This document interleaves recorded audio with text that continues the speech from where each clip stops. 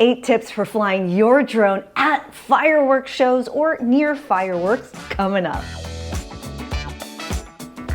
And if you're new here, yo, this is Drone with CL, where I give away all of my tips on how to fly drones. I love drones. I have courses, I have a free Facebook group, I got all kinds of stuff. Check the info in the description below, but let's dive in with number 8. Fireworks tend to happen at night, and flying at night is different than flying during the day.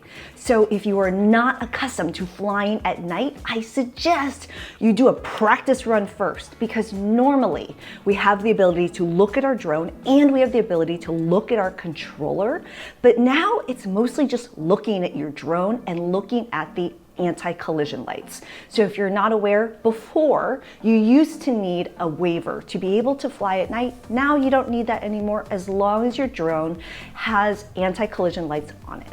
Number 7 is, if you fly with filters on your drone, you might consider taking them off for this flight, because not all filters, but some filters will make it a little bit darker, and it's dark enough as it is. So consider changing your filters or removing your filters. Number 6 is to keep an eye on your battery life. So generally a firework show's around 25 to 30 minutes, which is generally how long your battery lasts also.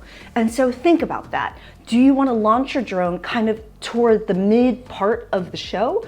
Or do you want to land it halfway, change out your battery? But just keep that in mind, because the other thing is you want to give yourself extra time to land, especially if you're not accustomed to flying at night.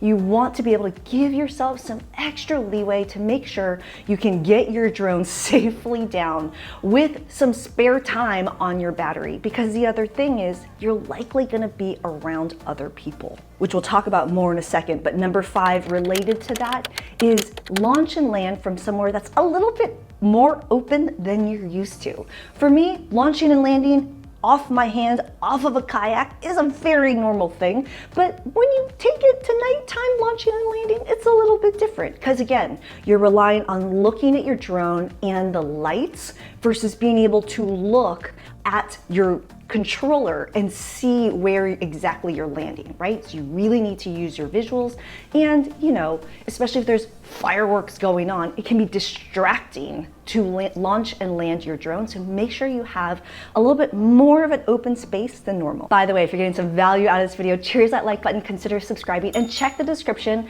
because if you want the written version of this, that's in there for you as well. And don't forget, come join us in the Drone Facebook group. We got tons of helpful drone pilots in there asking and answering questions all the time. Number 4 is more of a photography tip, but consider, if you're shooting in manual, to slow down that shutter speed so you can capture those beautiful fireworks, or just make sure you got it in auto, blast away. Number 3 is, in the same way that we're always keeping an eye on the height of things while we're flying, know the heights of fireworks, especially if you want to get really close. So on average, fireworks can shoot as high as 200 to 500 feet.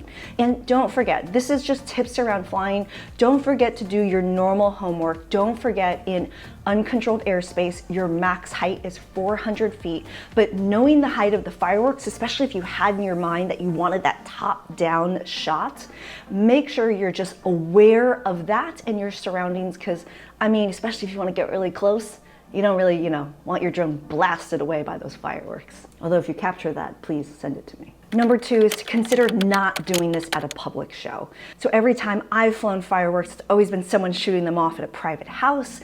But when you're at a public show, don't forget the FAA rules around flying over people. Links and info in the description below. And also, just when you're around a lot of people, they'll ask you questions, they'll be up in your business. A lot of people don't actually know the drone rules, and it may be perfectly legal for you to be flying, especially in the way that you will be flying your drone, but a lot of people don't know that. So if you're not accustomed to flying around crowds, consider not flying at a public show. And number 1 is, remember, you might not be the only cool kid that's out there flying a drone. There might be a lot of people flying a drone, which presents 2 problems. 1, you got to watch out for other drones, which don't know, there's a lot of space up there, should generally be fine. But if you're not used to flying around other people, it can cause interference between the drones.